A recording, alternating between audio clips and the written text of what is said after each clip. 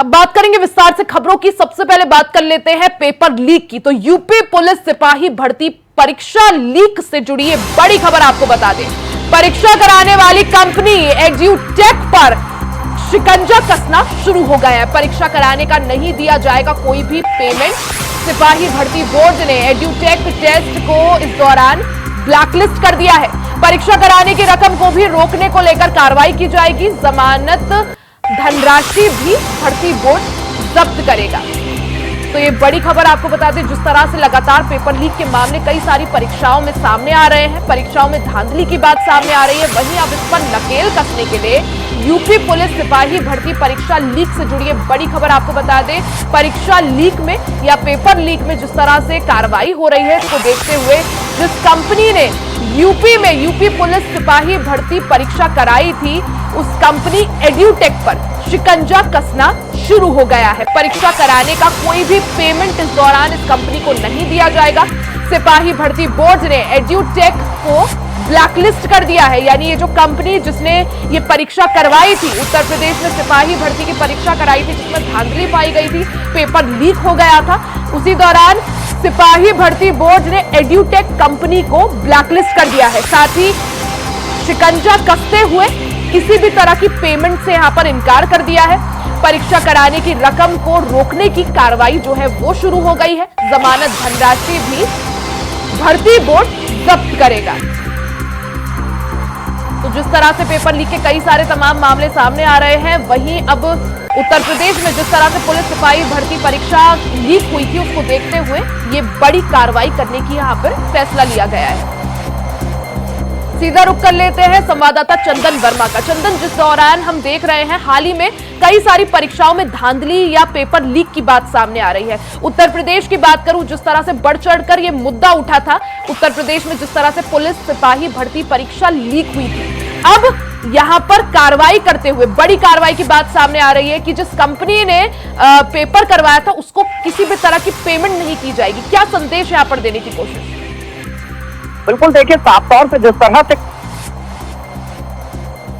से पुलिस भर्ती का जो मामला सामने आया, इसमें अहमदाबाद की एजुटेक कंपनी है और इसी ने ही पेपर का कार्य पूरा करा था। इसके बाद जो पेपर लीक हुआ है, यानी कि जो पेपर लीक हुआ उसके बाद तमाम तरह की जो बातें सामने आ रही थी, उसके बाद सीधा मुख्यमंत्री योगी आदित्यनाथ को जब इसकी सूचना मिलती है, तो मुख्यमंत्री योगी आदित्यनाथ का साफ रुख रहता है कि जो परीक्षा है उसको पूरी तरह से निरस्त करा दिया जाए। साथ ही साथ एसटीएफ को जांच करने की जो बात सामने आई थी, एसटीएफ इस मामले में पूरी जांच कर रही है। एसटीएफ ने करीबन पुलिस के साथ संयुक्त टीम के साथ करीबन 350 लोगों को अभी तक गिरफ्तार किया। तमाम लोगों से पूछताछ कर ली, इस कड़ी में कौन कौन लोग शामिल है और किस तरह से पेपर लीक हुआ। हालांकि एक ट्रांसपोर्ट कंपनी है, वहां से ये पेपर लीक हुआ है, तो उसके बाद तमाम तरह की जो अटकनें जो सामने आ रही थी उसको मुख्यमंत्री योगी आदित्यनाथ ने खारिज करते हुए पूरी तरह से बोला है कि जो परीक्षा है उसको रद्द कर दिया जाए और 6 महीने बाद परीक्षा कराई जाएगी। हालांकि देखिए, भर्ती बोर्ड की अगर रिया बात करी जाए तो जो भर्ती बोर्ड ने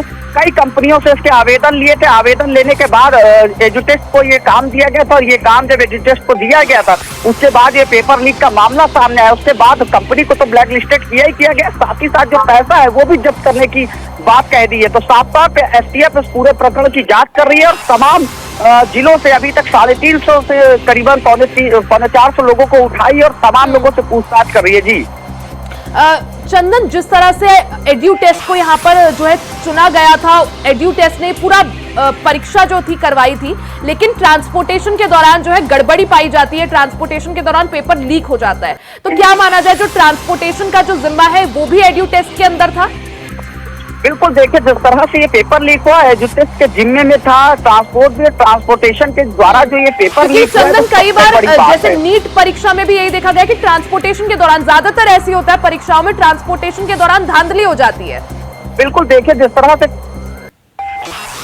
होती है, इसमें भी सरकार एक बड़ा कदम उठा, तमाम तरह की जो बातें सामने आ रही है। उसके बाद हालांकि योगी आदित्यनाथ उत्तर प्रदेश के मुख्यमंत्री है, जब तो इसकी जानकारी हुई कि परीक्षा जो है लीक हो गई है, तो उन्होंने साफ तौर पे तुरंत ही उन्होंने एक दिशा निर्देश जारी किया कि साफ तौर पे परीक्षा को रद्द करा दिया जाए और 6 महीने बाद परीक्षा कराई जाएगी और जो जांच है वो एसटीएफ को दे दी गई। हालांकि एसटीएफ की जो टीमें हैं वो हर जिलों में लगी हुई है और तमाम जो लोग हैं उनको भी अभी तक उठा चुकी है। जिले की पुलिस के साथ और तमाम लोगों से बात करी कि इस कड़ी में कौन शामिल है, किस तरह से परीक्षा लीक की गई। हालांकि जो एजुटेस्ट कंपनी है उसको पूरी तरह से ब्लैकलिस्टेड का जो आदेश, वो आदेश कहीं ना कहीं एसटीएफ के द्वारा देखने को मिल रहा है कि आदेश पूरी तरह से पारित है और एजुटेस्ट कंपनी को ब्लैकलिस्टेड भी कर। बिल्कुल चंदन, जिस तरह से यहाँ पर परीक्षा कराने वाली जो कंपनी है एड्यूटेस्ट, उसे ब्लैकलिस्ट कर दिया गया, बड़ी कार्रवाई की यहाँ पर तैयारी, जैसा आपने भी बताया कि जो पेमेंट थी वो वहां पर रद्द कर दी गई कि पेमेंट अब नहीं दी जाएगी एड्यूटेस्ट को, बड़ी कार्रवाई की यहाँ पर तैयारी। तो कहीं ना कहीं क्या ये संदेश देने की कोशिश कि आगे जाकर जो भी कंपनी ये परीक्षाएं कराती है, आगे जाकर उनके ऊपर ये पूरा जिम्मा है कि परीक्षाएं अच्छे से कराई जाए और पेपर लीक बिल्कुल ना हो सके। बिल्कुल, देखिए और सीधा संदेश है, जिस तरह से मुख्यमंत्री योगी आदित्यनाथ ने एक आदेश जारी किया है कि ब्लैकलिस्टेड कर दिया जाए, पैसा जो है उसे जब्त कर लिया जाए, तो एक साफ संदेश है कि अगला कोई भी पेपर होगा उसमें किसी भी तरह की कोई हीला हवाली ना देखी जाए, कोई सेंधमारी ना देखी जाए। इसको देखते हुए मुख्यमंत्री योगी आदित्यनाथ ने कड़े निर्देश दिए और वो अपना काम करती हुई नजर आ रही है। देखने वाली बड़ी बात देखिए ये होगी कि इस कड़ी में कौन कौन लोग शामिल हैं और कौन कौन लोग इस कड़ी में शामिल है, कौन कौन से, हालांकि 4 जिलों का नाम भी सामने आ रहा है लेकिन अभी नाम का कोई जिक्र नहीं हुआ, लेकिन अभी पुलिस के द्वारा ये बताया कि 4 जिलों से ये पूरा सिंडिकेट चल रहा था। हालांकि सिंडिकेट तक पहुंचने के लिए एसटीएफ जो है वो हर संभव प्रयास कर रही है, लगातार लोगों से पूछताछ कर रही है। करीबन 350 लोगों को अभी तक एसटीएफ ने उठाया है और 350 लोगों को उठाने के बाद उनसे लगातार पूछताछ करती हुई नजर आ रही है। तो ऐसे में साफ संदेश योगी आदित्यनाथ का है कि जिस तरह से पेपर लीक के मामले सामने आ रहे हैं, तो ऐसे में जिस तरह से एजुटेस्ट के खिलाफ जब बड़ी कार्रवाई होगी तो आगे की जो कंपनियां हैं, जो पेपर जिनको इनका जिम्मा दिया जाता है, वो भी बिल्कुल यानी उन कंपनियों को भी एक बड़ा संदेश यहाँ पर देने की कोशिश की कभी भी अगर परीक्षाएं कराई जाए तो पूरा जिम्मा कंपनी के ऊपर। ऐसे में चंदन, सवाल ये भी कि जिस तरह से ये पूरी परीक्षा में धांधली देखने को मिलती है ट्रांसपोर्टेशन के दौरान, उसके बाद हालांकि एसटीएफ इस पूरे मामले की जांच यहाँ पर कर रहा है, कई गिरफ्तारियां हुई हैं, कई लोगों को हिरासत में लिया गया है। एड्यूटेस्ट की बात करें, जिस कंपनी ने ये परीक्षा करवाई थी उस पर भी आप पर नकेल कसने की कोशिश, क्योंकि पेमेंट जो है उसको रोक दिया गया है, साथ ही जो जमानत की पेमेंट दी गई थी उसको भी वापस लेने की बात यहां पर हो रही है। लेकिन चंदन, ब्लैकलिस्ट भी कर दिया है एड्यूटेस्ट को, आगे क्या कुछ और कार्रवाई या कुछ और कदम यहां पर एड्यूटेस्ट के खिलाफ उठाए जा सकते हैं, और कुछ संभावना? देखिए बिल्कुल जिस तरह से कंपनी को ब्लैकलिस्टेड किया है, प्रदेश के साथ साथ पूरे भारत में ये बड़ा मैसेज गया कि योगी आदित्यनाथ के द्वारा जिस तरह से बड़ा दिशा निर्देश जारी किए गए, तो उसके बाद कंपनी को ब्लैकलिस्टेड कर दिया गया, साथ ही साथ जो पैसा है उसको भी पूरी तरह से जब्त कर लिया गया है। ऐसे में और टीमें लगी हुई है, एसटीएफ की तमाम टीमें तमाम जिलों में जो है छापेमारी कर रही है।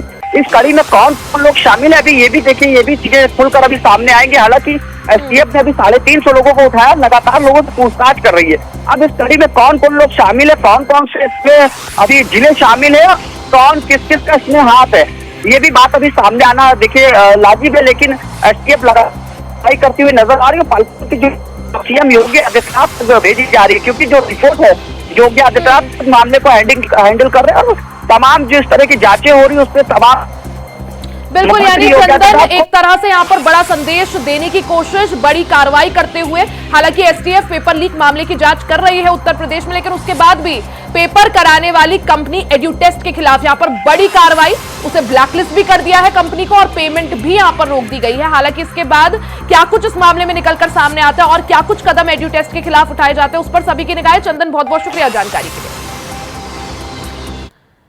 वहीं दिल्ली के मुख्यमंत्री अरविंद केजरीवाल आज जेल से बाहर आ सकते हैं। शराब घोटाले में उन्हें बेल मिल गई है।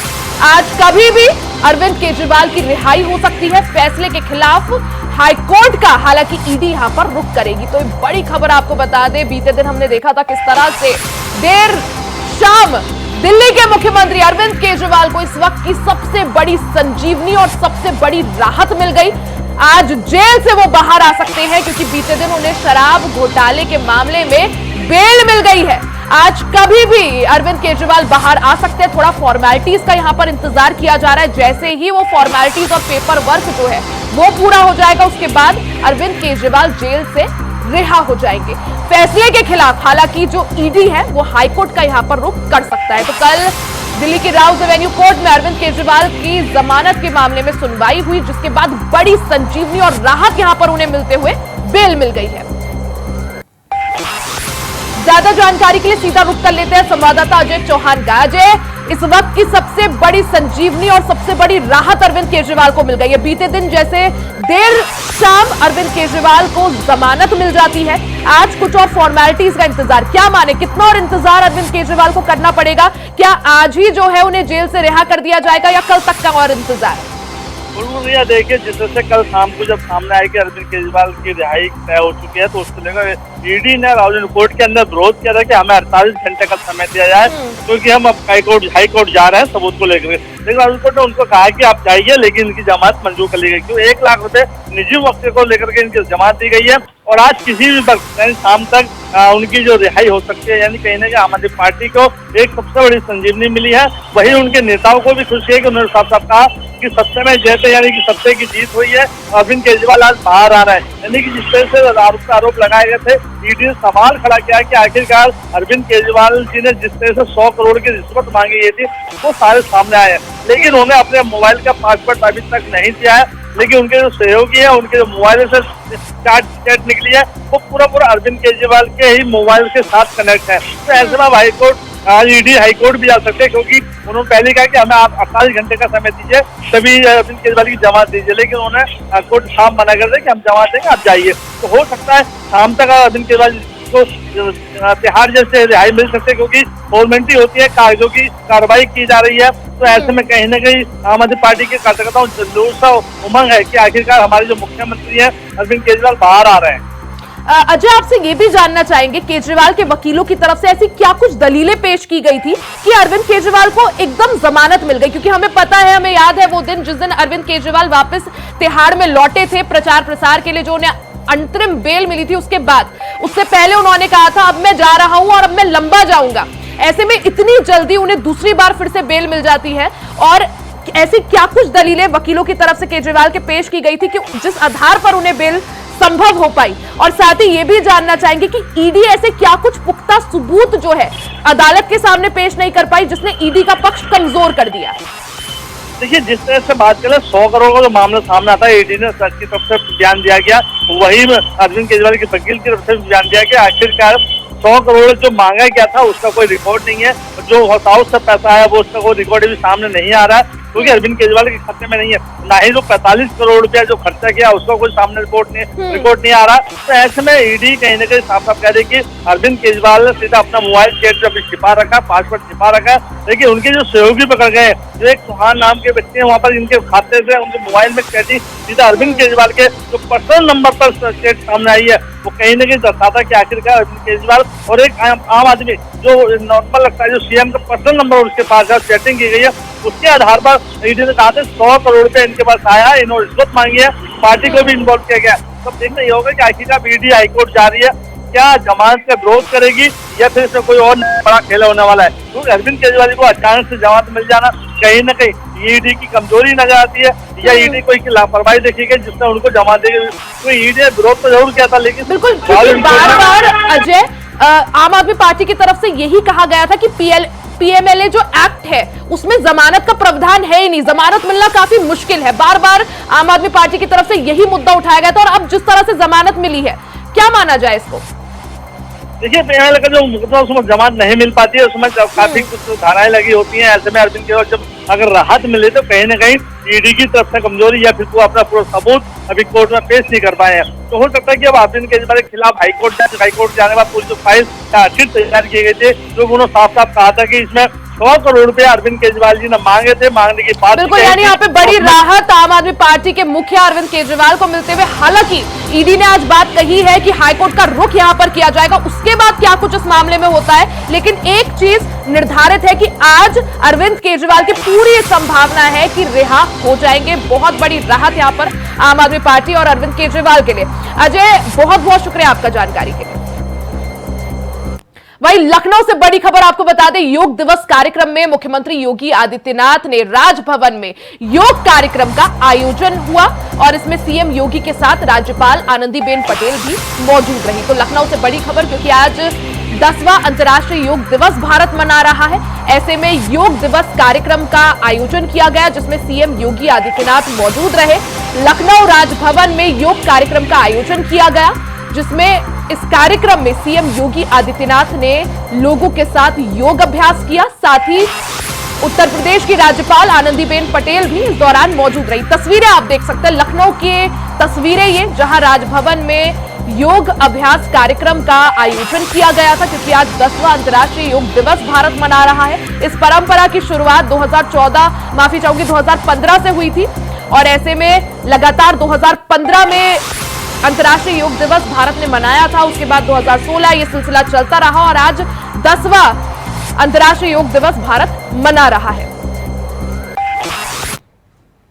तो वहीं श्रीनगर से बड़ी खबर आपको बता दें, योग कार्यक्रम में पीएम मोदी शामिल हुए। दुनिया के नेता अब योग की बात करते हैं, ऐसा पीएम मोदी ने कहा। जर्मनी में 1.5 करोड़ योग ट्रेनर्स हैं, सऊदी में योग शिक्षा का हिस्सा है और योग टूरिज्म का ट्रेंड चल रहा है।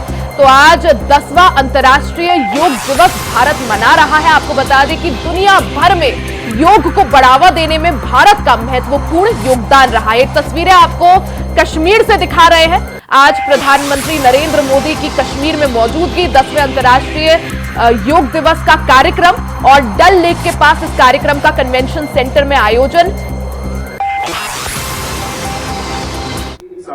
योग से हमें जो शक्ति मिलती है, श्रीनगर में हम उसे महसूस कर रहे हैं। मैं देश के सभी लोगों को, दुनिया के कोने कोने में योग कर रहे लोगों को कश्मीर की धरती से योग दिवस की बधाई देता हूं। साथियों, इंटरनेशनल योगा डे 10 वर्ष की ऐतिहासिक यात्रा पूरी कर चुका है। 2014 में मैंने यूनाइटेड नेशंस में इंटरनेशनल योगा डे का प्रस्ताव रखा था। भारत के इस प्रस्ताव का 177 देशों ने 177 समर्थन किया था और ये अपने आप में एक रिकॉर्ड था। तब से योग दिवस लगातार नए रिकॉर्ड बनाता जा रहा है। आपको ध्यान होगा, इसी साल भारत में फ्रांस की 101 साल की एक महिला योग टीचर को पद्मश्री अवार्ड दिया गया था। वो कभी भारत नहीं आई थी, लेकिन उन्होंने योग प्रचार के लिए अपना पूरा जीवन समर्पित कर दिया है। आज विश्व के बड़े बड़े इंस्टीट्यूशंस और यूनिवर्सिटीज में योग पर रिसर्च हो रहे हैं, रिसर्च पेपर पब्लिश हो रहे हैं। बीते 10 वर्षों में योग का ये जो विस्तार हुआ है, उससे योग से जुड़ी धारणाएं बदली हैं। योग अब सीमित दायरे से बाहर निकल रहा है। आज दुनिया एक नई योग इकोनॉमी को आगे बढ़ने में देख रही है। आप देखिए, भारत में ऋषिकेश, काशी से लेकर केरला तक योग टूरिज्म का नया ट्रेंड देखने को मिल रहा है। दुनिया भर से टूरिस्ट इसलिए भारत आ रहे हैं क्योंकि उन्हें भारत में ऑथेंटिक योग सीख रहा है। आज योग रिट्रीट बन रहे हैं, योगा रिसोर्ट बन रहे हैं। एयरपोर्ट में, होटल्स में योग के लिए डेडिकेटेड फैसिलिटीज बनाई जा रही है। मार्केट में योग के लिए डिजाइन परिणाम, एपरल्स, इक्विपमेंट आ रहे हैं। लोग अब अपनी फिटनेस के लिए पर्सनल योग ट्रेनर्स भी रख रहे हैं। कंपनियां भी एम्प्लॉय वेलनेस इनिशिएटिव के तौर पर योग और माइंडफुलनेस प्रोग्राम शुरू कर रही है। इन सब ने युवाओं के लिए नए अवसर बनाए, युवाओं के लिए रोजगार के मौके बनाए। इसी के साथ इस बुलेटिन में फिलहाल के लिए सिर्फ इतना ही। खबरों का सिलसिला जारी रहेगा, बने रहे हमारे साथ।